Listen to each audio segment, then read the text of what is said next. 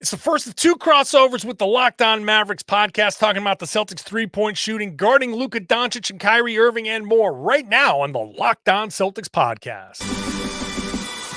Thanks to Blockbuster Brand, it's holiday season. Drop Drew in the mix, and 3 from KP. No, we not on the Knicks.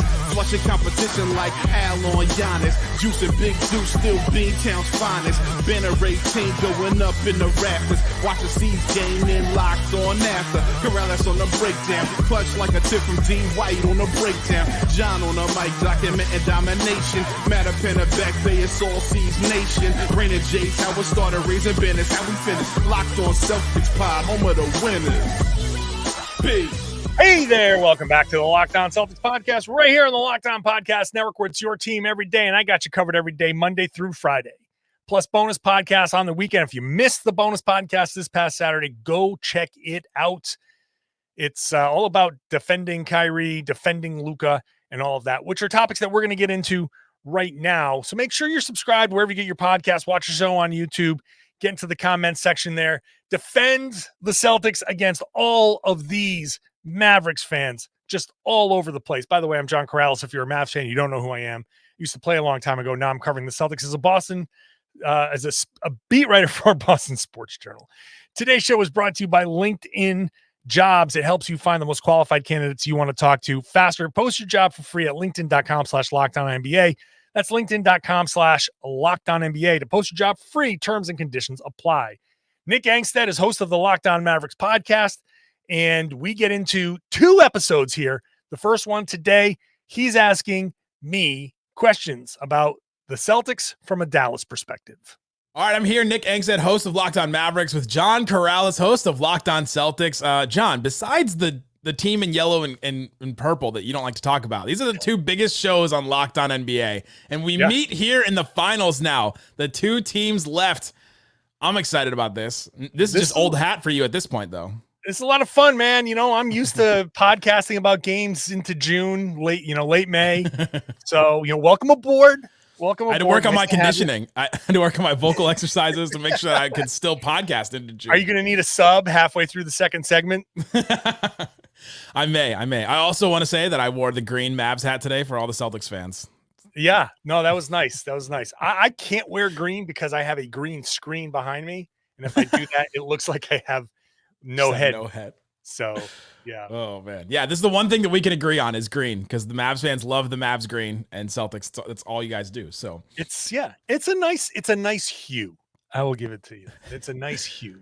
All right, today we're getting into questions about the Boston Celtics. I've got some questions about what the Celtics do, and so we're gonna ask all that in the next episode. We'll do two of these. The next one, John will ask me questions about the Mavericks, and so we'll learn all about that. And in so we'll decide who's gonna win. That's it. That's right. Basically, what we're gonna do. My first one will be the Celtics. Okay. Anyway, my first one. And why I think it'll be the Mavericks. So you did an episode recently that I thought was really good about how the Celtics have to defend and guard Luka. The answer that you came up with is exactly what the Thunder did. The Thunder played Luka. They played Luka one-on-one. They didn't go over the extra traps, the doubles, and things like that. They didn't even blitz that much, but they did sometimes. And then everybody else stay at home and try to close off the passing lanes. The Clippers would do this early in Luka's playoff career and all that. Mm-hmm. My question is, do you stand by that? You still feel good about letting Luka try and beat you one-on-one? Yes, because it's still about the other guys.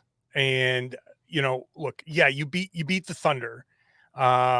But I think the Boston Celtics defense is better and more versatile.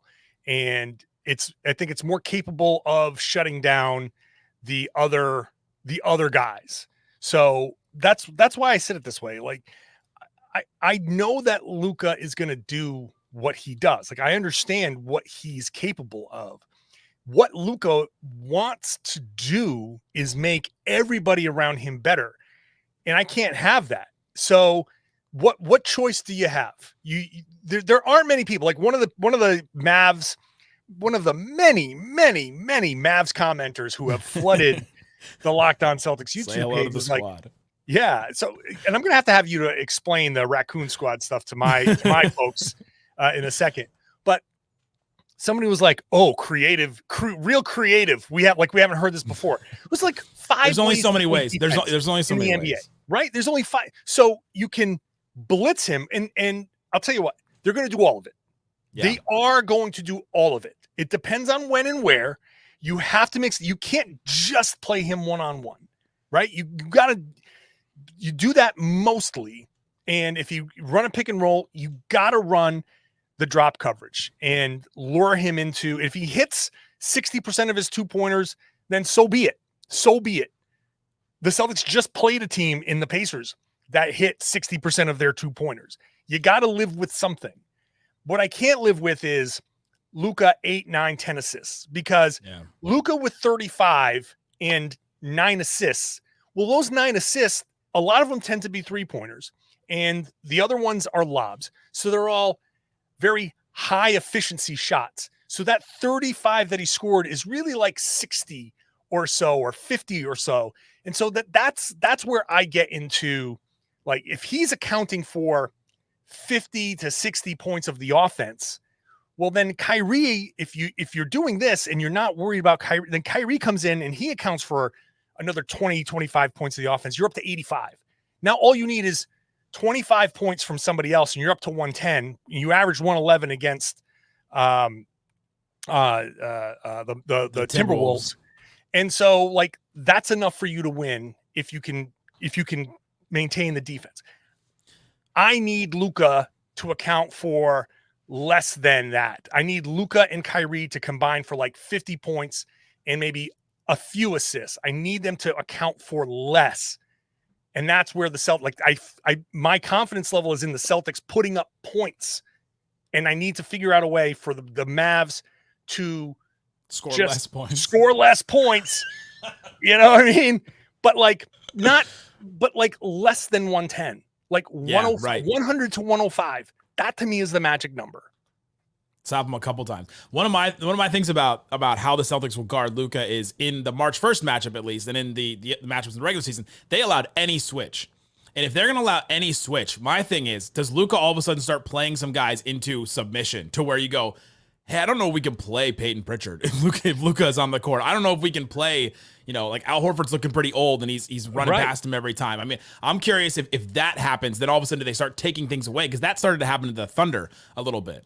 So the number one thing that I talked to Joe Mazzulla about was not adjusting to the result. And that's a very difficult thing to do. You have to adjust to what's deviating from the game plan versus following the game plan and them still hitting shots anyway. So part of the game plan and part of the plan to defend Luka Doncic to me is defending with your offense. I'm saying that this is going to be my favorite phrase over the next 2 weeks. Defend Luka with your offense by putting him in every action, by forcing him to defend. And either you're going to you can say, hey, well, he is defending well. Okay, great. Make him work really hard. And then maybe he fades a little bit, because if you're single covering him and you're making him work really hard on defense, that's a hell of a workload for playoff minutes, 43, 44 playoff minutes, somewhere in that low 40 minutes range. By the fourth quarter, that anybody's going to get tired. So it's not a shot at Luka. It's just, if you're working that hard on both ends of the floor, you're going to fade. And that's what I hope for anyway. So part of my plan is the both end thing. So if you are putting him in all the actions, and if he is working hard to defend, then you deal with it. If he's not working hard to defend and he's blowing by you, then great. Now you're drawing help and you're kicking and you're shooting. There's going to be a ton of 3-pointers and all of that stuff. And so be it. Like, you're just going to score a bunch of points and then you deal with him on the other end. But I'm not going to worry about if they are single covering him the majority of the time. I'm not going to worry about him hitting tough shots. I'm also going to try not to feed him Peyton Pritchard. I'm going to try. They did, though. They did in that last game. They fed him right away. And I was like, oh man, this may not go well for you. But like, if you're drawing him into tough twos, and it's not 3-pointers and it's not kickouts to corner threes for other guys, if you're just drawing him into tough twos and he's not racking up assists, then I will live with it. I will live with it and fall into the concept of it's a 48-minute game. And as long as you are ahead when that 48th minute elapses versus the first 47 minutes and 59 seconds, all that matters is that final second. So deal with it for however long you have to deal with it, and then figure out a way to make your run. And hopefully he gets tired, or hopefully something happens, or that fatigue leads to a mistake and maybe a few turnovers in the fourth quarter that are uncharacteristic, that you can capitalize on. That's the thing. And you know what? The other part of that, living with it is it's a 7-game series. So if the plan doesn't work in a couple of games, it's still okay if you look at the numbers. If he's outperforming the expected shot, points per shot, you deal with it and you say it's a 7-game series. Can he do it 4 out of 7 times? You got to figure it out. So that's where I'm like leaning on. It's a long-term play, and it's just, I feel like the Celtics have enough horses to pull it out in the end. The Mavs are the ones with the horses. I just want you to know that's like that's the thing. That's their thing. Champ is the yeah. I don't think this is a ridiculous plan. I mean, the coach of the year in the NBA came up with like this is the plan that the Thunder uses. So if anybody's in the comments going, oh, what a ridiculous, stupid thing, like there are no true answers against Luka. He has the most answers of any offensive player in the NBA, and so to try that, like I think that's an admirable reason, and I think that there are so many other worse ways that you could try to defend Luka. It's not stopping Luka. It's, can you have him make 2 or 3 fewer assists and hit 2 or 3 fewer buckets? That's 8 to 9 points that are going away via assists, or I would say 6 to 9 points are going away via assists, and like 6 points going away via scoring. If you could just combine that 12 points, just take 12 points away. That right there, boom, you're done. You win. And it's just 2 buckets, 2 assists. That's it. That's 8 points. I'll take the 8 points away. I'll take it. Coming up, let's get into. I've got a question about Kyrie. You said something about Kyrie yesterday that I found fascinating about the Kyrie and Boston Celtics relationship. We'll talk about that and more coming up.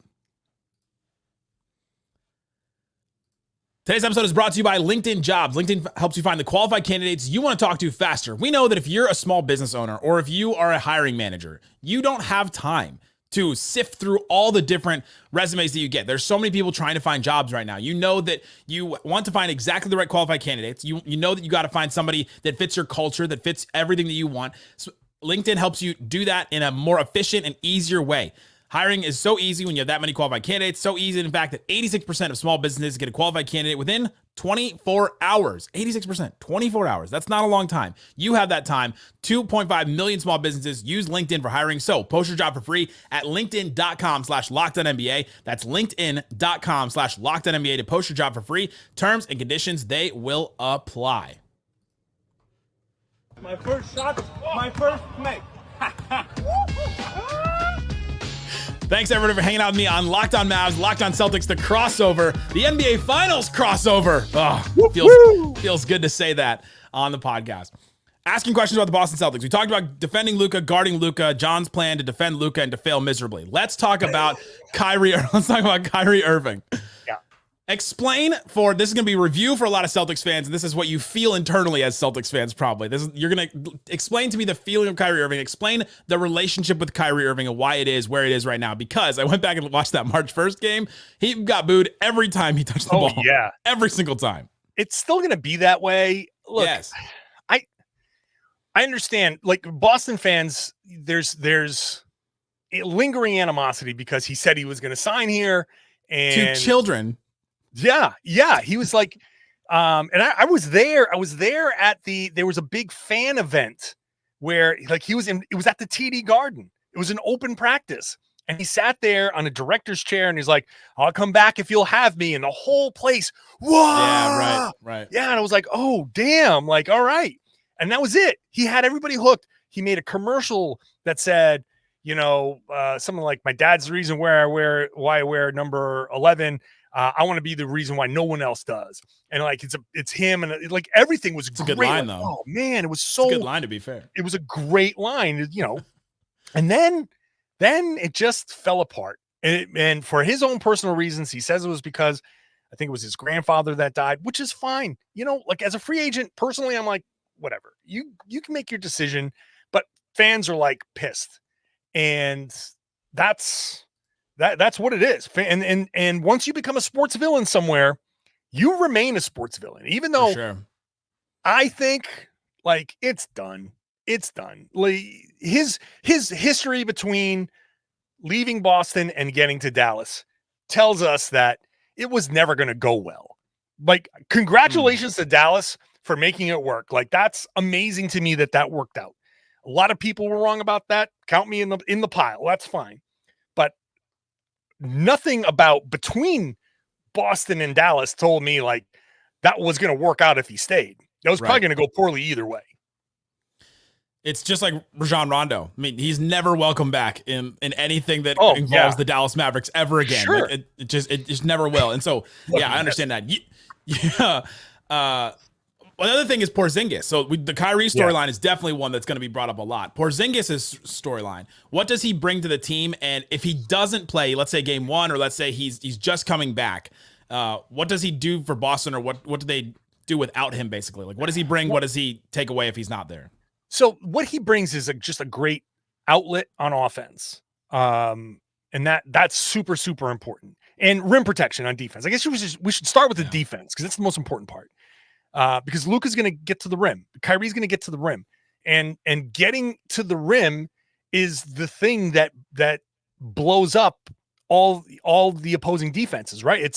It's getting into the paint, getting to the rim, and the kickouts, and generating high efficiency offense by getting past that first line of defense. So instead of like Al is great, but he's a little bit slower, and it's going to be tougher for him, and not just tougher for him, but when he starts, that means Luke Cornett is coming in behind him, or maybe Xavier Tillman, or maybe O'Shea Brissett, which would not be a great scenario.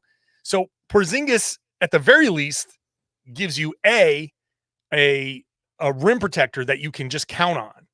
He's a huge dude, long arms. He just makes things difficult no matter what. And secondly, agree with that. Yeah, he does make things difficult. He makes it so Al Horford is the backup and not Luke Cornett and not Xavier Tillman, which is a big deal. So you can get through 48 center minutes just by playing 24 and 24 minutes of those two guys, and that'll be good. And you hope that it can be more, and maybe you go double big sometimes in case you need it, depending on Dallas's alignment. If Porzingis is if he has his cardio up, and offensively, like I said, the outlet, he's Jayson Tatum's and Jaylen Brown's number one assist target on the season. They both hit him more than anybody. And that's like pick and rolls. You blitz him, you blitz one of those two guys, you just dump it off to him. You can hit him in the post. They have multiple actions to get him high posts where he has thrived this year. And so that's a big deal, because I think some of the plan is going to be to maybe throw to, especially at Jaylen, because he has a more questionable handle. So you might want to test that. And if he can throw that like a little hook pass up to Porzingis to get himself out of trouble, that's a big, big deal, because if you do throw to at him and he hits Porzingis, then you're in rotation. And then if you turn your head, he can make it a give and go and cut back door on you. And Porzingis has done really, really well finding Jaylen Brown. So him as an offensive outlet, whether it's popping all the way out to the 3-point line, or whether it's at the nail, or somewhere in the middle of the paint, has been very, very important for the just general flow of the offense. He's really turned into like an overqualified role player at this point, which is a lot of what the Celtics players who were stars elsewhere came and now have become. But like, his on-off numbers, there's not a big difference. There's like a 2-point difference between when he's on and when he's off the court. I mean, he is not making, it doesn't seem like he's making a huge difference, but it's a depth piece, like you said before. The Celtics were actually better record-wise when he didn't play in the regular season than when he did play. They're 21-4 when he didn't play, 43-14 when he did play. So yeah, it's interesting to see Porzingis in this role now, where when he was in Dallas, he thought that he was better than Luka and thought that he should be the number one and that Luka should be the number two. I mean, up until the very end of it. And so it's interesting to see that piece. I'm interested to see if he plays. I'm interested to see if he plays, because in Dallas, one of his big things that he would just always say over and over again is how much of a rhythm player he was and how much of a, he needed to get his shots in certain moments because he needed to get rhythm. And Carlisle changed Luka's whole minutes structure and rotation to give Porzingis more time. How has he been coming back from injury? Because he's done that several times. He's only played 7 games in a row twice this season. How has he been in the first couple games coming back from injury? Yeah. He's been fine. Like, it's funny. I hear you talk about it. I listen to your show, and I hear you talk about Porzingis. Like, yeah, I've been paying attention to you, my friend. So it's like you're talking about a different guy, and it's like if I were talking about Kyrie and Boston, comparing, it'd be a totally different guy. It's different circumstances, but also not that different, right? Like, I think the thing with Porzingis. So he went from New York to Dallas. So he was the guy, and he was like the next big thing, the unicorn in New York. And then he goes to Dallas. It's like, okay, change your scenery, but I'm still that guy. And then he goes to Washington, and it's like, oh God, there is nothing here. This is barren wasteland. And fan of the DMV. He has to come, like, he had a come to Jesus moment. And credit to him for doing that, right? Like, and the same with Kyrie. Playing with Kyle Kuzma will do that to you. That's right. If you're sitting there playing with Kyle Kuzma and you're sitting like, oh my God, what am I doing? There's like 40 people at these games. This arena is one of the worst arenas Their courtside seats are all tables where people can come and have dinner and they're not paying attention to the game. Just brutal. Like, I hate that arena. But my wife is from Washington originally, so we always want to go. So I'm always at that place. He said we want to go. That's right. We want to go. Yeah, we want to go. So I'm like, all right, I'll make it into a business trip and we go. So but going there and playing there, there's you go one of two ways. You either double down and being like, I'm in Washington, I am going to be the absolute takeover guy.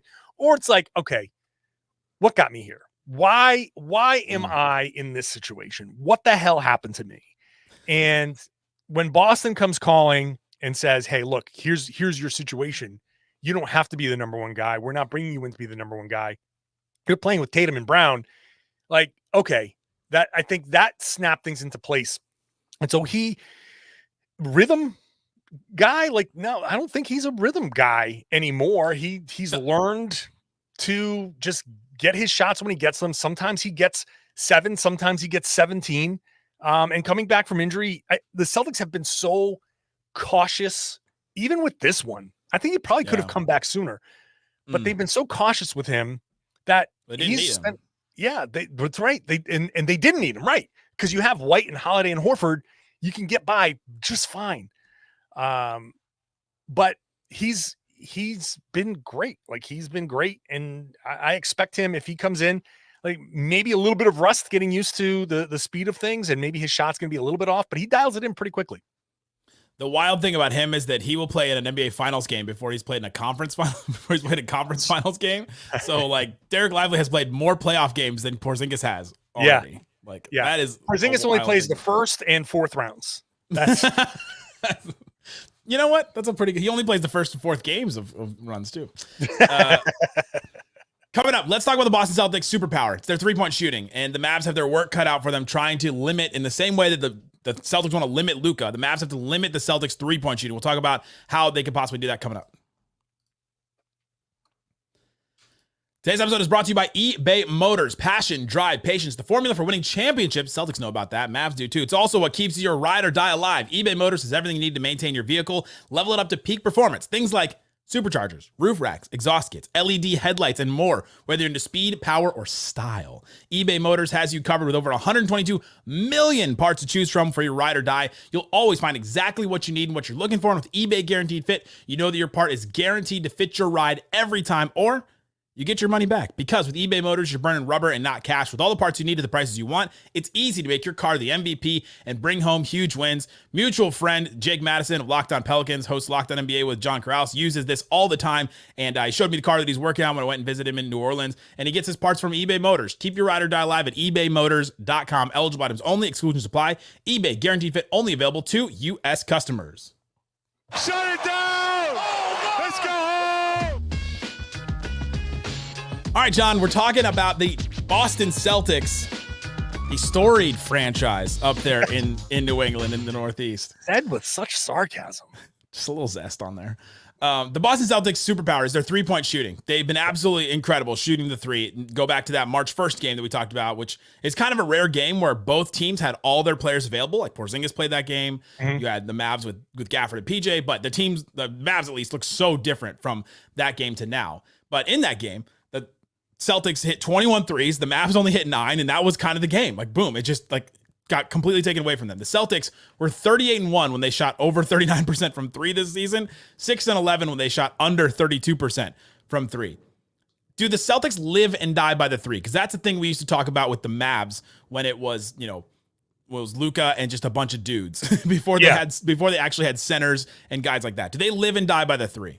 I mean, no more so than everybody else. I mean, I can't imagine that there are a lot of teams whose records are good when they shoot less than 32% from three. Like, I don't know what the rest of the league is. What's Dallas? The Mavs beat teams when they had multiple games against the Timberwolves, the Thunder, where they shot like 26% from three. They beat the Nuggets in the regular season. They shot low. I mean, they have broken out of the live and die by the three, and my cardiac arrest has thanked them for it, because, man. But yes, the short answer is 3-point attempts are very important to the Celtics. But Missoula has been adamant that there's no edict about you must shoot this many 3-pointers. It's you have to take the best shots available. Yeah. And the math tells you that you get to the rim first, but if you get to the rim and you're contested, the efficiency of a contested layup drops below the efficiency of an open corner three.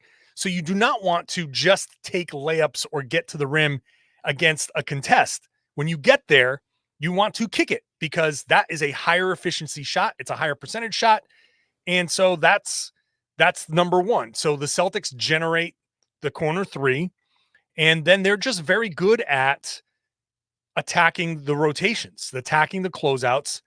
And it just results in a lot of threes. They don't take a ton of mid-range, although they are more willing in the playoffs to do so.